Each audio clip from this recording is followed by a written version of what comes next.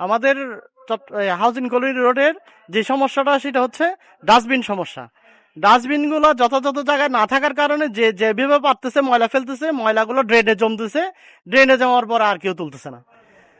এই ডাস্টবিন গুলো না থাকার কারণে ময়লার চাপটা আরো বেশি হয়ে গেছে, যার কারণে ময়লা জাম হয়ে পানি যার যার বাড়িতে ঢুকে যাচ্ছে, ব্যবসা প্রতিষ্ঠানে ঢুকে যাচ্ছে।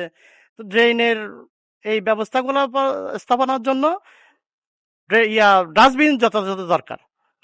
চট্টগ্রাম সিটি কর্পোরেশনের কাছে আমাদের অনুরোধ থাকবে যেন যথাযথভাবে যে কোনো জায়গায় ডাস্টবিন ব্যবস্থাপনাটা সঠিকভাবে নিয়ে আসে। চট্টগ্রাম সিটি কর্পোরেশন আমরা আগেও বলতেছি ময়লাগুলা যথাসময় পরিষ্কার করার জন্য ড্রেন থেকে, কিন্তু ড্রেনগুলা যথাসময় পরিষ্কার করা হয় না। পরিষ্কার করা না হওয়ার কারণে বৃষ্টি পড়ার সাথে সাথে বিভিন্ন এলাকাগুলা পানি ঢুকে গেছে, পানি জমে গেছে, পানি জলাবদ্ধতার সৃষ্টি হয়ে বিভিন্ন ঘরে পানি ঢুকে গেছে, কারো কারো ব্যবসা প্রতিষ্ঠানে পানি ঢুকে গেছে।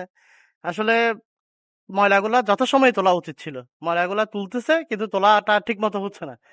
ময়লাগুলা যথাযথ তদারকির মাধ্যমে তোলা দরকার ছিল। ওগুলা করা হয় নাই। এখন প্রচুর বৃষ্টি, মাত্র তো শুরু হইলো। আমার মনে হয় সামনে আসলে কি ভোগান্তি হয় আল্লাহ জানে।